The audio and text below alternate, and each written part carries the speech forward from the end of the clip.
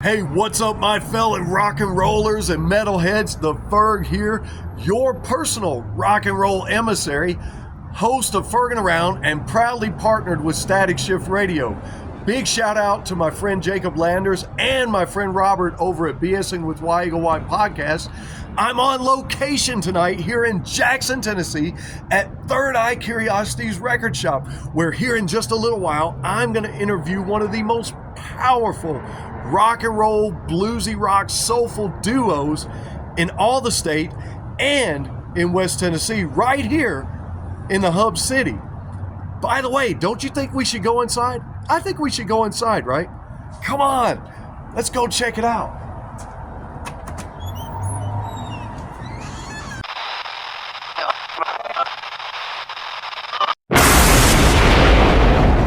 So guys, we're inside, and check out all this cool vinyl and all the musical offerings that they have here. If you're ever in Jackson, Tennessee, East Baltimore Street, you have got to stop down here, especially if you're a music lover like I am.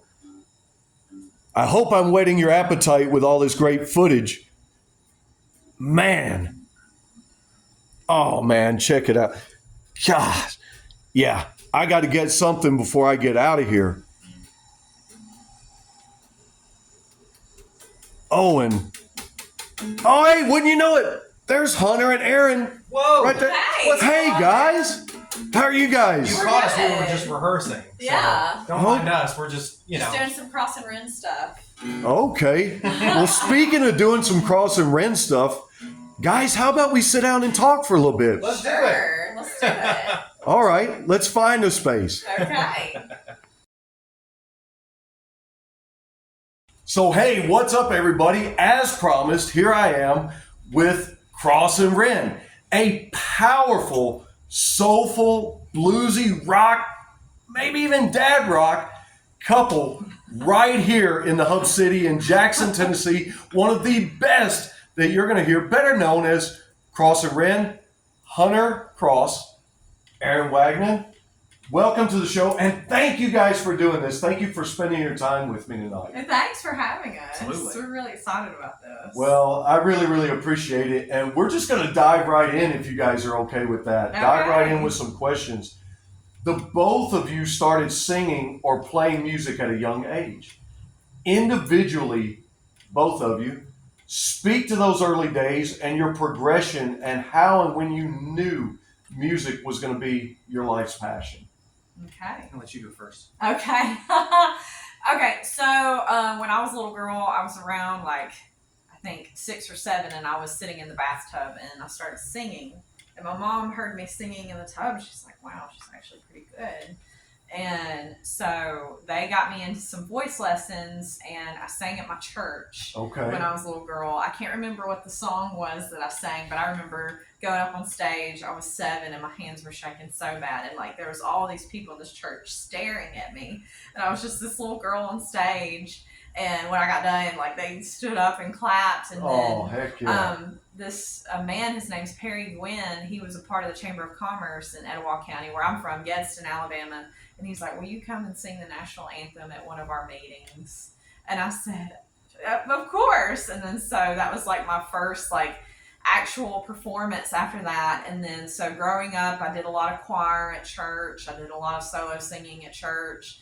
And then I did theater when I was a teenager. Did several plays for the Theater of Gadsden and Etowah County school productions as well. And when I was graduating high school, I got a full 2-year full performing arts scholarship for Gadsden State Community College. Heck yeah. And that paid my way through community college. I sang in the show band and in the choir. Those were 2 different things within the music department. And so I kind of took a hiatus after I graduated. I did hair for about 6 years, and also went to Auburn University. And for a little time back in 2019, I had a little band that formed called Wrestling Folly. Okay. And we did 2 gigs. We did one in Birmingham, and then we also did one in LaGrange, Georgia, but the band quickly disbanded.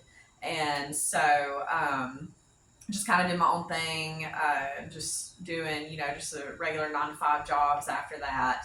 But never stopped singing. Never stopped singing Right. in the shower or in the car or anything like that. And then those are the best places. By yeah. the way. And then in 2024, Hunter reached out to me and was like, "Hey, the Skeleton Crew, we're having our farewell show. I really want you to open up for us."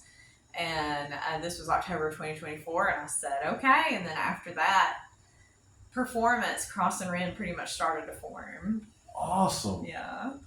Heck yeah. Well, you kind of jumped ahead to some of my other questions, but that's great. Yeah, I just gave you a full spiel. That's okay. I love that story, Hunter. Goodness. Okay, so music was like this unobtainable thing, this sort of shiny thing in the distance that I was intimidated by. I thought you had to have a certain level of prestige to even claim to obtain Even that be there. level of talent. Yeah. And then puberty hit, and punk music and grunge music was around, and I'm like, it doesn't have to be this perfect shiny Polished, thing. yeah. I'm like, I can do that.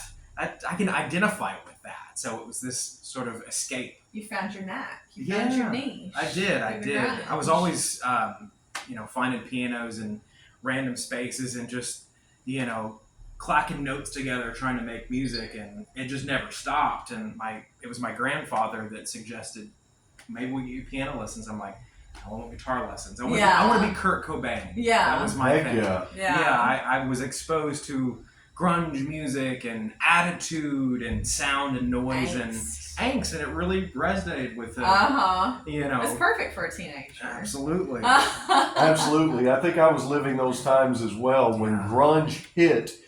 We were all used to Hair the metal. sex, drugs, and rock and roll metal, but now it was like somebody's writing music for us.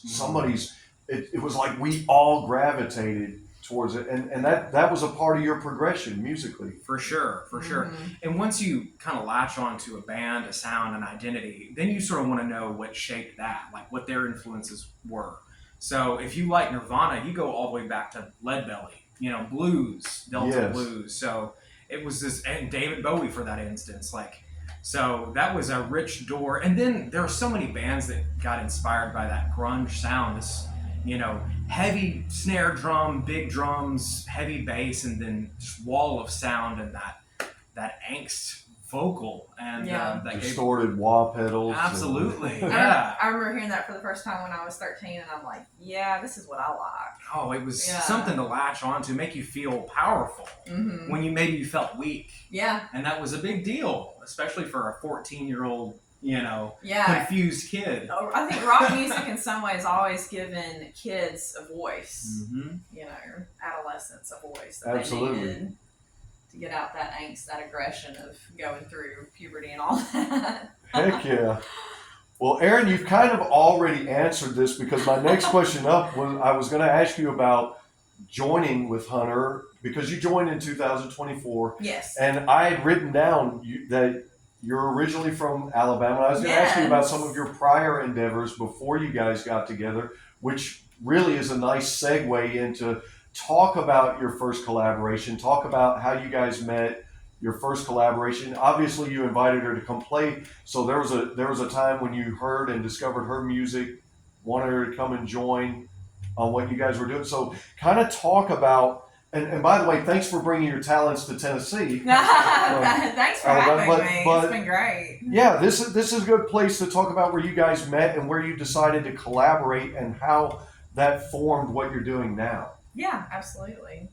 The first time that we collaborated was 2019. It's technically 2019. Yeah. So, no, it was actually May 2019 when you had the Blue music video. But the first time that we actually sang together was September 2019 in Chattanooga. We were on Skeleton Crew was on Skeleton Crew was on tour, and that was Hunter's band before Cross and Wren, and technically before his solo career as well. And we'd been friends since 2017. Okay. And so I love going to Chattanooga, and he was going to be there. Skeleton Crew was going to be there, and so I was like, I gotta go.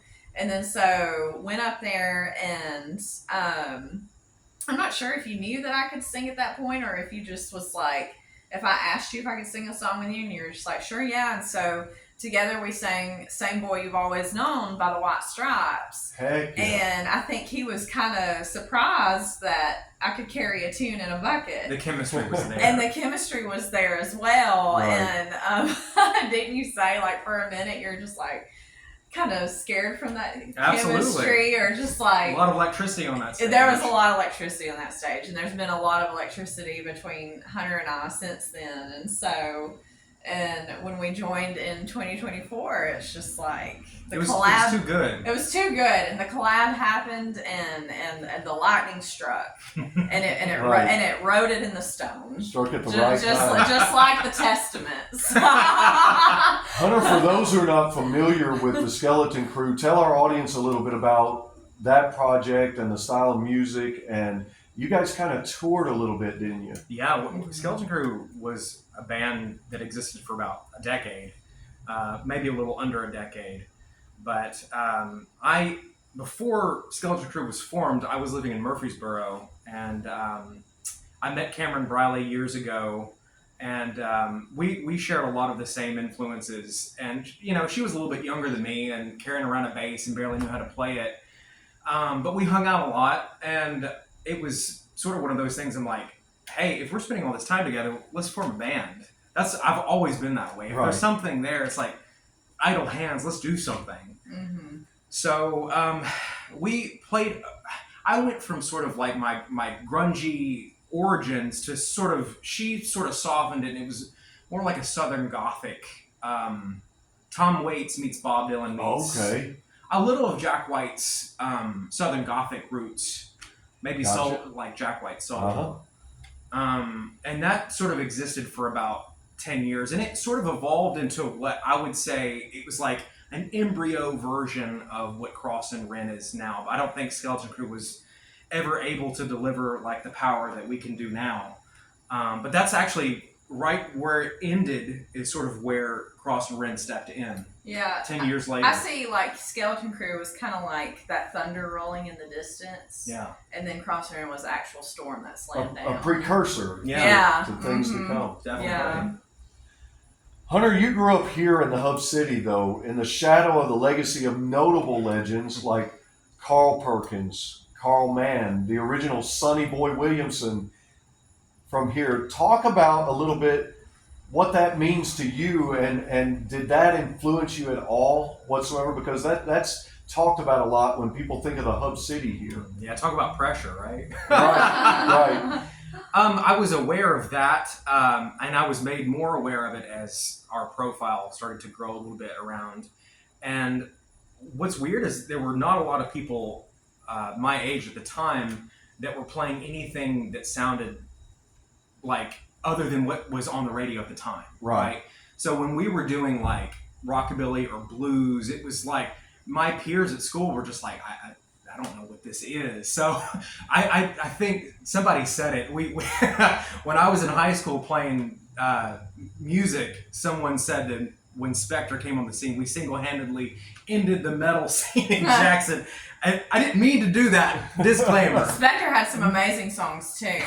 Metal is cool, but yeah, apparently we shifted the tide a little bit even back then. Such a trendsetter. I don't know. To answer your question, absolutely. I think Jackson is way more important than I think most people realize. Without Carl Perkins, you really wouldn't have the Beatles, George Harrison as we know it. Absolutely. Oh, absolutely. George Harrison has always cited Carl Perkins as one of his main influences.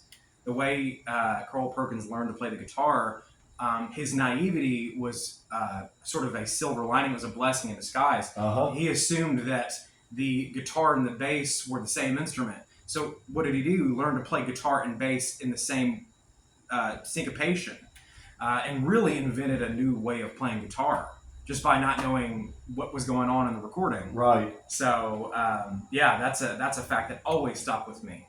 So yeah, praise to Carl Perkins. Absolutely. I love rockabilly, especially as I've gotten older. I've been kind of diving into some rockabilly songs from the 40s, 50s, and 60s, and it's great. It is, and as a music lover, you find yourself picking up things that you love in all the genres. Mm-hmm. Speaking of that, both of you, who were some individually, each of you, who were some of your early musical influences, and how have you been able to incorporate that in what you've done individually and as a group and as a duo?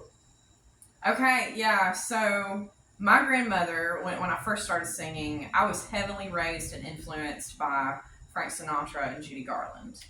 Okay. So kind of like swing music. I started with swing music, and then one day I was in my car with my aunt, and I borrowed her iPod, and I heard "Smells Like Teen Spirit" for the first time. I never heard of Nirvana, never, because I was just raised on like Bon Jovi and Madonna and stuff from my mom, and I'm like, what is this? And I heard it, and I'm just like, oh my God. And then, so after that, and then one day I was watching VH1, we'll fast forward a few more years, around 15, and I see the Rockandrolls on this VH1 music video, and I'd never heard of them before, and Steady As She Goes was playing. And I'm just like, this is quirky. This is catchy. This is not like what I usually see on VH1. What is this? Right. And so, back then, smartphones were kind of starting, but at the same time, not a lot of people had them. And so I was like, I don't know what this is, but I like it. And so I wait for VH1 to see it again. And then I started dating this guy when I was 16, and I was like, so there's this song, and I really like it because he was really big into music as well. And he's like, oh, you're talking about Jack White. You're talking about like the White Stripes, and you also did the Rockandrolls, and the Dead Weather and his own stuff. And he's like, here, I've got all the CDs. I'm actually a fan. Would you like to try it? And I'm just like, yeah. And so I dove into it, and I'm just like, oh my God, my brain is like in ecstasy right now, music-wise. And then so I kind of did a deep dive on Jack White and what he's all about. And then he was like, oh, I'm all about blues. And I'm like, I need to look into blues. And then so I started looking into blues, and then female blues singers as well, like Etta James and Billie Holiday and stuff. And I'm just like, I've got a low, soulful alto voice. This could be my niche. And then so I kind of learned about the style of my vocals around that time when I discovered Jack White, because it can be rocky and edgy, but at the same time, those blues songs always just fit me really, really well, because I've always been a strong alto. And so anyways, that influenced me, and after that I've just dove into all rock genres you could possibly think of. But those are my biggest influences, like Judy Garland, Frank Sinatra, and at a time also Michael Bublé, when I was in that swing phase. And then once I discovered Kurt Cobain, I'm like, okay, we like rock. And then Jack White, I'm like, okay, we really like the deep type of rock, with all types of elements. And then so those are basically my influences. That's quite a list. Yeah. Yeah, we both have the Nirvana connection. It's funny, our story's the same. A lot of our stories of how we grew up are kind of parallel. We discovered Nirvana at the same time, and we were both infatuated with it at the same time for the same reasons. You're a huge White Stripes fan yourself. Absolutely. Huh? Yeah, White Stripes, when I discovered, the duo grunge, or garage rockers rather, it was freedom. It was like, it's like you can just do whatever you want. If you thought Nirvana was breaking rules, awesome. It's like the White Stripes completely put the rule book on its head. Yeah. I didn't know you could get the rule book. I didn't know you could get away with that sort of thing, and it was just fascinating. And Jack White is very theatrical and a showman, and sort of made performing. His shows are amazing. Yeah, sort of made performing like a performance art. The creativity was sort of off the charts, and it wasn't just musical. It was theater. It was emotion. It was creativity. Working with the least equipment as possible. Working with less almost creates more opportunity. Jack taught me to not be lazy. Yeah. I think your fan page also says you're a huge fan of The Cure. I love The Cure, absolutely. Yeah. I've always kind of liked the darkness a little bit. Yeah, there's something super seductive about darkness, and there's something to be said about dark music, because we are all complex people, right? And we all have, a plethora of emotions, and darkness can be one of them. So, yeah. And it's a great outlet to listen to, just those kind of moodier songs Right. as well. That's Well, also darkness valid. goes back also to the blues, and I've often said the blues can bring you up, and that's kind of the reverse of what you would expect with something dark or something blue, something that's like, okay, I'm down and out, but for some reason, music produced by someone going through an experience that's down and out brings us up. And shows us you've we're not experienced alone. that, right? And, Yeah. and have you seen a fan reaction to that when you guys perform? Yeah. When you something like that? Yeah, Mhm. so yes, when people realize they're not alone, that is the moment where the connection happens, and we can lift each other up out of the darkness, so to Mhm. speak. It's okay. Right. You can use the darkness to make it a beacon of light. Yeah. Mhm.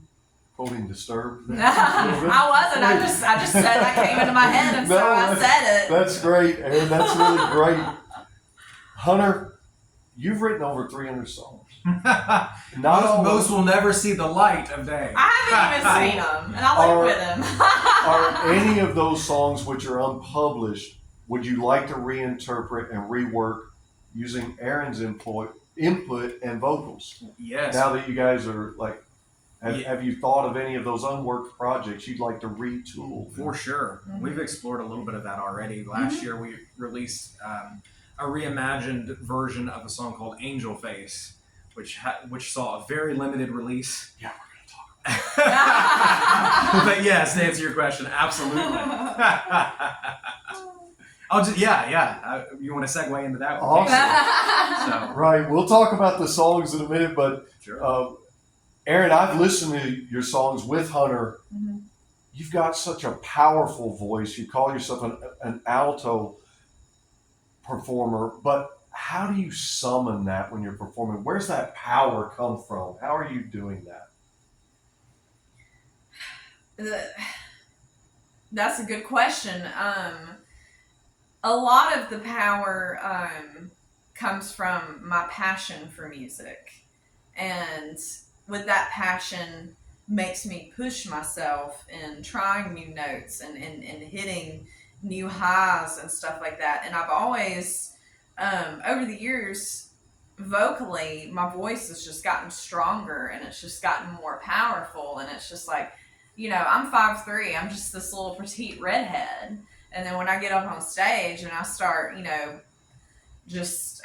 wailing it, people kind of just don't know what to do sometimes. Mm-hmm. And my problem is when I sing sometimes I have a hard time holding back. I have a hard time Hold back. I have a hard time being soft, and I don't mean to be offensive, but some people say, like, you're a little white girl with a little black woman in your body. Hey, there's nothing wrong with that. And so,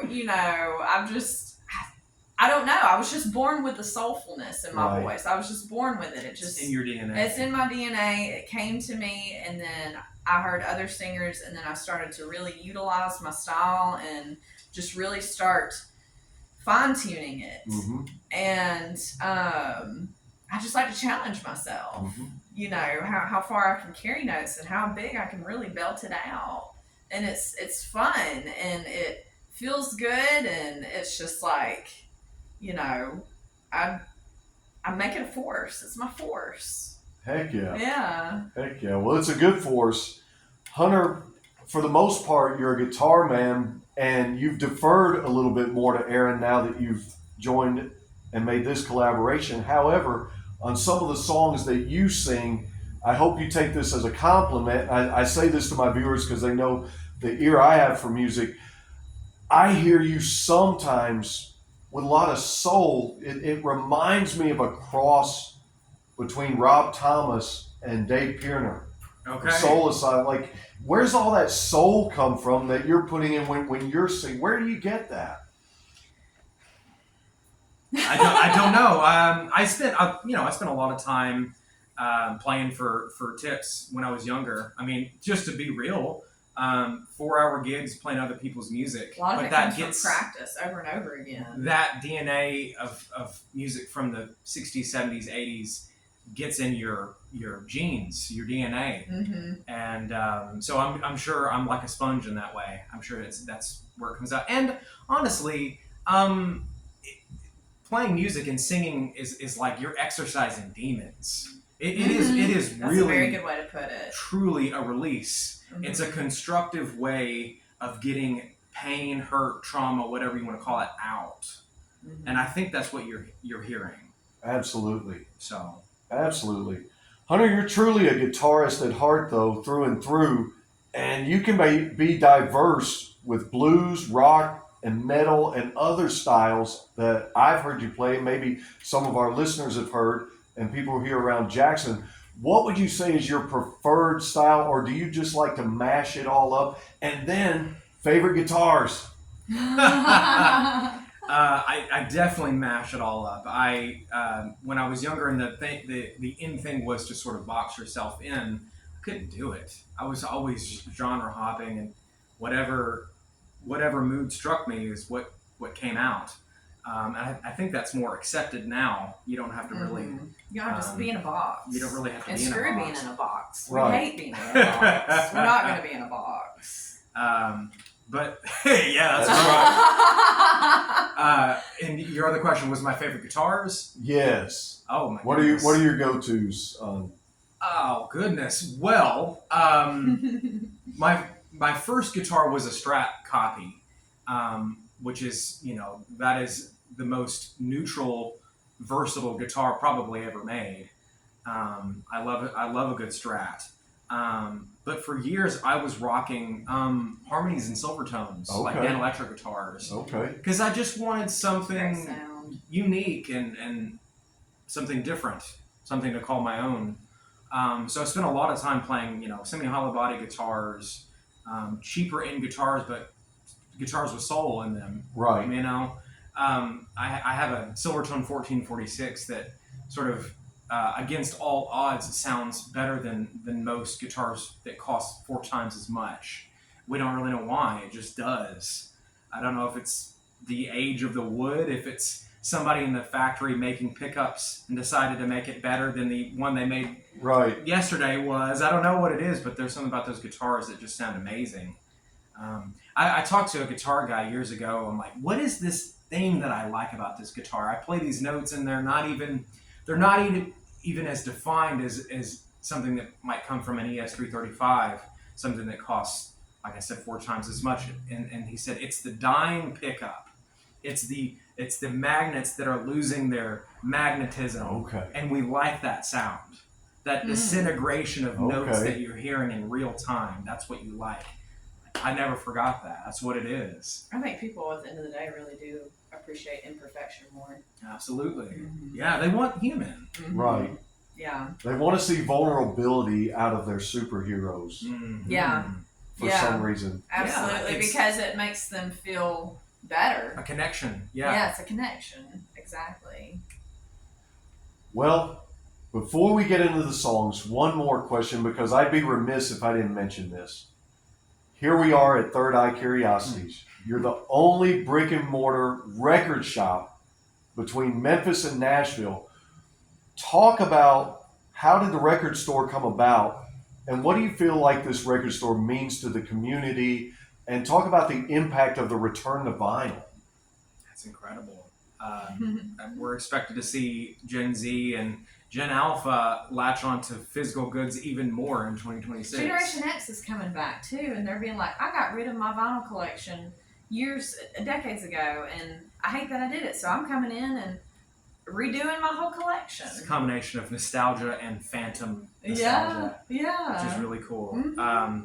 But to answer your question, it feels great. I mean, we've been a sanctuary and an oasis for creatives and misfits for nearly 8 years now. Heck yeah. So that's an honor. And when I was younger, I knew I wanted to sell music. I didn't realize it was going to be a 12 by 12, disc. But here we are. I always liked the album as an art form. Nirvana's Nevermind was a really good example. I loved that a group of talented individuals got together to create a work of art, living, playable work of art in the form of a music album. And I was big on CDs as a kid, and I sort of watched CDs and all, tangible goods take a huge dip because of streaming. And I was like, oh my God, what am I going to do? I want to sort of make a living selling CDs out of a van. You know, the naive idea that you have. And then I started noticing, I didn't know a lot about records, although I grew up with antiques all my life. My grandparents dealt in antiques, anything old, and I was surrounded by record albums as a kid.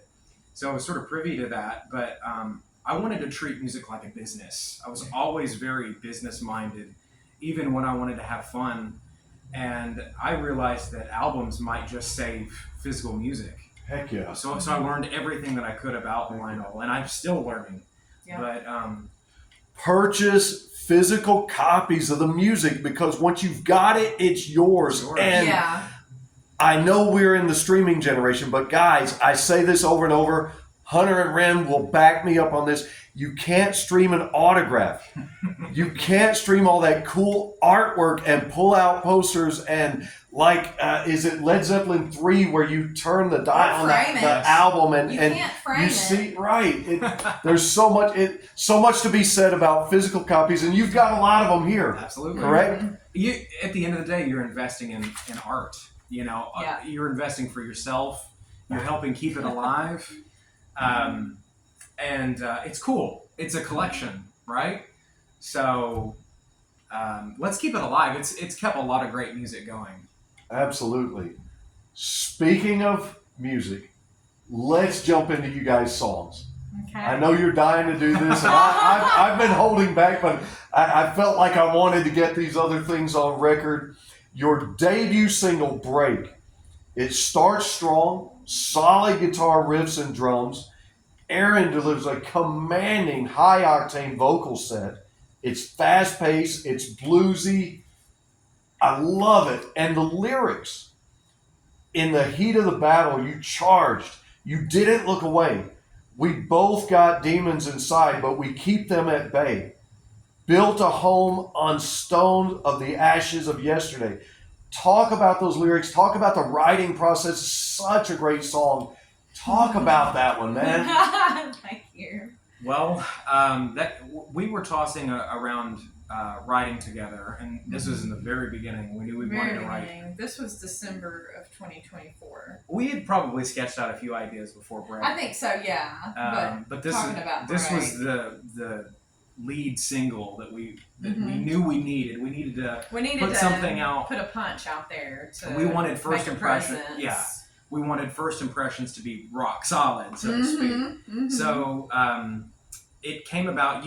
We were hanging out, and you took a trip to Memphis to get a gift. Yeah, I was actually getting his Christmas present. Oh, okay. Which was a really cool leather jacket. I've always written songs in solitude, so when that happened, after we were together, we were together for like nearly every day, and then that you left, and it was a sort of. I don't know. It came to me in a lot of ways. I got busy. I got creative. Yeah. And the fluids started flowing. Sketched that song out, and I really wanted it to be feel familiar, but really be a breath of fresh air at the same time. Really capture those two spirits, and I needed it to rock. Absolutely. So I went for the guitar player's chords. It's an E minor. And the lyrics were a result of being inspired by your resilience, your power, your bravery, and the fight that we both had. You know, not with each other, but to get to where we are. We're both very strong people, and we both have a lot of fight in us. And but before us, we've been through a lot. But once we met and combined, we just weren't giving up. And so basically Break is about pure resilience and just breaking barriers together. And I think that's going to resonate with a lot of your fans and a lot of people that hear your live show, especially if they hear those lyrics and they're rocking out and they hear your voice singing those lyrics. That's going to resonate because a lot of people have experienced just what you described. Yeah, and the song's a lot about like, I've got your back, he's got my back, and life is nothing but pressure. And rising from ashes, Phoenix imagery, and absolutely, break glass, but being unbroken at the same time. Yes, and it's about new life. Absolutely. Yeah. Amazing. Now, this is the one I really wanted to talk about. I want to talk about all of them, but Angel Face, that one is raw, gritty. It's even sultry a little bit. And I love both Angel of you Face, guys, yeah. both of you, through your playing, through your singing, you're pouring out raw, pure emotion in that one. Talk about that. I know it's fun to play, so talk about Angel Face. Yeah. So that was an old song, an old Skeleton Crew song that, like I said, it was a riff that I was playing around with. You'll probably notice that as a common theme. Riffs that sort of, are on the shelf for a little bit and then revisited and then tucked away. That was one of them. But I knew there was something to it. We recorded a version of it where I sang it years ago and put it on something a project that never really had a proper release. Right. There's a lot of bad mojo on it, and it just didn't feel right, to be honest with you.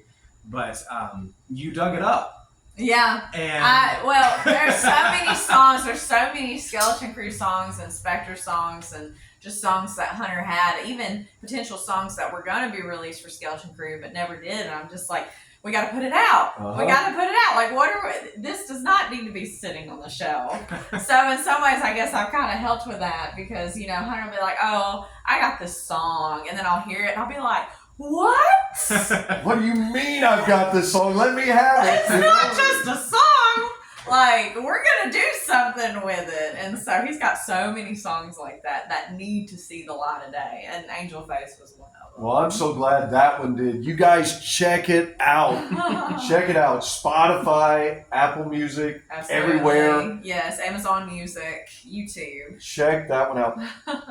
Let's talk about Bow. Oh, I love that. I love this That's one. special to me. Especially the lyric, don't let them make you bow down again. That reminded me a lot of Breaking Benjamin's song, I will not bow, I will not break. Talk about that song. Talk about the musical process because there's some real interesting musical change-ups in that one, and I love them. Yeah. And the fact that you did that, like you mentioned earlier, being brave with music, man, I love that. Talk about Bow. So that came out of the first writing retreat that we did. We did that in February of 2025. We went up to Knoxville and we did a writing retreat and kind of like a hiatus. Sabbatical. We went out there for a week, and that was basically the first song that just came out. Just fumbling around on acoustic guitar. It was literally acoustic guitar, and I had tuned down to, I don't know, like drop B, not to be too nerdy or whatever. I was in a very low tuning, and literally just dribbled out of the guitar. And anytime you're just kind of struck with something and you say, okay, that's raw material that needs to be refined now. Right. And that Bow was the first song that was that. And as far as the lyrics go, I was really at a place where I told myself that I was not going to be used, not going to be stepped on, and I would not bow to the attention and worship those that were unworthy. mm-hmm. And that is what that song is. Thank you. Yeah. And also, as far as some of the imagery, I'm a huge George Orwell 1984 fan. I was really reading, and something about the sound, I don't know why, but it was that neither happy nor sad, but very commanding sound, compelling sound, and that was the first thing that came to my mind. I love the music video. Yeah. Oh, He did absolutely. the music video, and it's phenomenal. So yeah, That's on YouTube, correct? Yes. You guys can check that out. Absolutely. that is Bow. Bow. Dreamlight. I gotta know. Did you speed up a metronome, or do we have a wooden percussion instrument that I'm hearing up front at that song? What am I hearing there? Technically, you are hearing wood, but it's a very compressed rim shot. Okay. On a snare drum. Gotcha. Mm-hmm. So, but yeah, it's Awesome. so bright that it sounds like a wood block, but it's a rim shot. Okay. So, yeah. Mm-hmm. And I love the guitar solo on that. Thank you. Yeah. I love You it were too. present for that, and it was kind of like a catching lightning in a bottle moment. So thank you for that. Yeah. Aaron, talk about your dual vocals on that one. Yeah. So in Dreamlight, it's just like finding the harmony with Hunter's voice as well, because Dreamlight is definitely more of Hunter's song, and I just accompany him on that song. But I love some, when I'm not belting it and just being a big soulful mama, I can have kind of like a light side as well. And so sometimes we'll utilize that, and Dreamlight has this very intimate presence about it, and so we wanted to implement that into the song and into the harmony. Heck yeah. But also it has strength as well. It does. It does. And I really like that one. But I'm glad you explained that too. I like to catch interesting things in music that most people don't listen to. And then, because the thing of it is, if you took the time to do something special with your music, you want that to be heard. Yeah. And so, and appreciate it. Right. It Absolutely. means so much. Yeah. Absolutely. Yeah. And by the way, before we move on and have some fun, don't ever being little with a big, powerful voice. Think Ronnie James Dio. Yeah. Man, what an example. So keep on keeping on, but let's have some fun. Okay. Both of you. Favorite venue, dream venue, who would you most love to open up for? Okay. I'll let you go first. So like favorite venue that we've performed at? Right. Favorite venue, and then your dream venue. Okay. Gosh, I'm trying to think of favorite venue that we performed. I loved when we performed at the Amp. Okay. We performed at the Amp for Yeah. Vintage Makers April of last year, and that was amazing. And we had a big crowd, and it was great, and there was so much energy.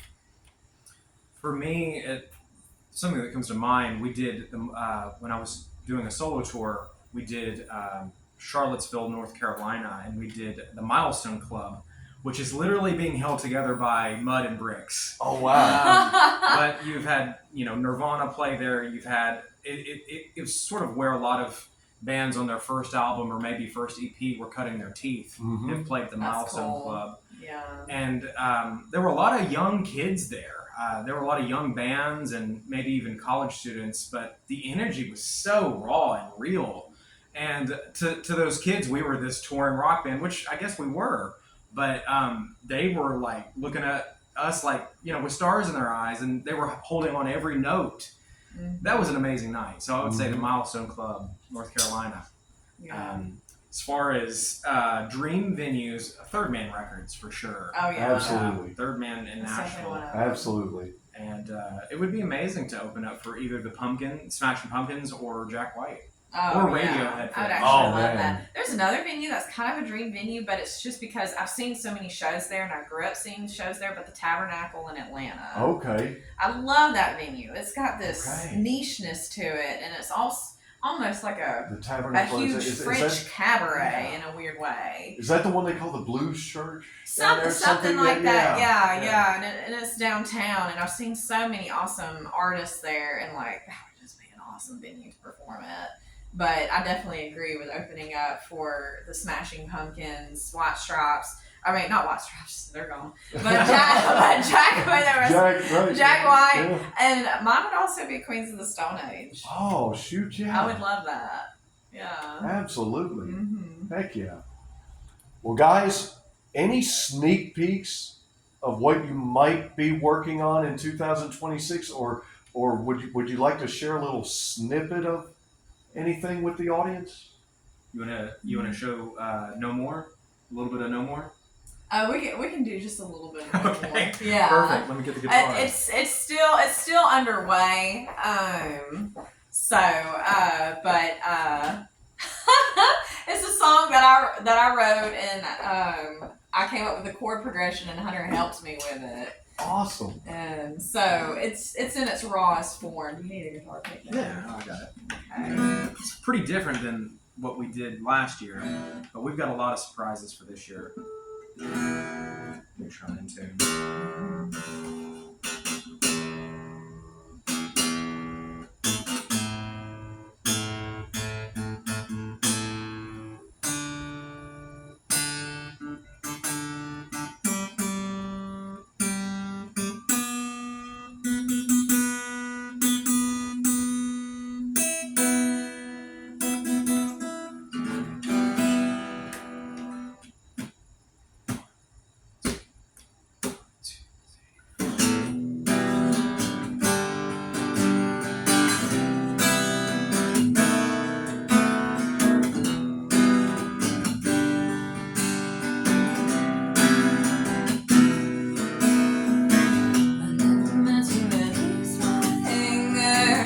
Never meant to chase some stranger, hoping I could save myself again. But I blundered.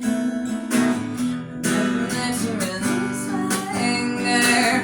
Never meant to chase some stranger, hoping I could save myself again. But I'm hungry.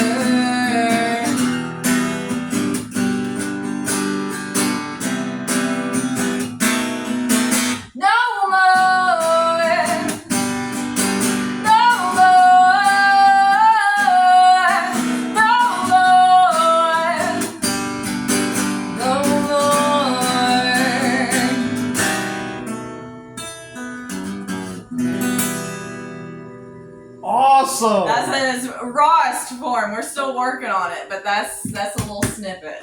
Thank you so much. That was amazing. Thank I you. loved it. Thank you so much. And it's called No More. Called No More. Be on the lookout for No More. Hunter, Aaron, thank you guys so much for doing this. Thank you for sharing your time and everything. Tell everybody where they can find your music, where they can download it, stream it, where they can find it. Tell them where they can find Third Eye Curiosities. Absolutely. Okay. So Third Eye Curiosities is 116 East Baltimore in downtown Jackson, Baltimore Street. Come see us because we're purveyors of vinyl, keeping it alive. Yes. And if you like cool places and if you like cool things, I mean, it's so obvious. Look at this place and look at all of us. I mean, just come on down. Absolutely. Cross and Wren is on all streaming platforms. We're working on growing our YouTube channel as well as our TikTok. Our social media sites. Yeah, and they're growing now. If you want to support our music further, we have a Patreon. It's something that I started as a solo artist, so it's still Hunter Cross, but it really acts as our record label in a way. Okay, Yeah. heck yeah. So our patrons sort of have influence on sort of where the direction to some extent, but they really come to us because they like what we do and they support it. And if you're a paying member quarterly, you get goodies. We send little care packages out. We just shared our 1,000th post Fantastic. on Patreon, so we're very active. Started in 2021. Yeah. So there's an unreleased track on there just to there's a bunch of juicy stuff that never gets released on social media for the public to see. Okay. So if you really like it and if you want the deep cuts, then Patreon Get is on the place to Patreon. go. Find you guys. Yeah. HunterCross/Patreon.com. Patreon.com. So, Lastly, any upcoming shows or events already booked for 2026? Oh gosh, we've got a lot. I have to get my calendar out. But Well, just 2 or 3 off the top of your okay, head. so We're actually playing- this Saturday we're playing at Scott's Pizza and Kitchen again Okay. in Wonderful. Trenton, Tennessee from 8 to 11 p.m. We're going to have full band for that. Awesome. And then let's see, I think the following, I know on the 17th of January we're going to be at Doe's Eat Place Okay. down here in Jackson at the Old Greyhound, and we actually have a really cool show coming up in June. I want to say it's June 5th. Don't quote me on that, but it's at the Blue Canoe in Tupelo, Mississippi.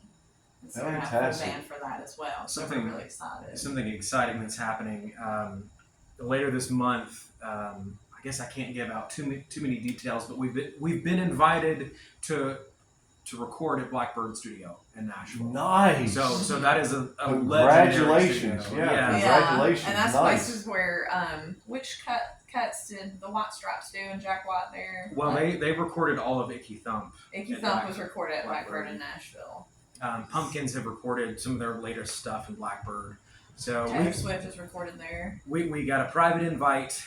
We've got some friends that are interning there. So it is a dream come true. You talk about dream venues. Absolutely. It's a dream venue. We're so excited. Absolutely. Yeah. Congratulations. That's amazing. We'll lay down some good tracks. And we can't wait to hear the finished products. Thank you, everybody, for tuning in today. Thank you for continuing to follow us on Static Shift Radio and all of the Ferg's social media. You've heard it here first. Cross and Wren, be on the lookout for new things in the new year. Thanks, everybody. I've been the Ferg. And just remember, when anybody asks you, hey, what have you been doing? You just tell them, just been ferging around and listening to some Cross and Wren. Woo!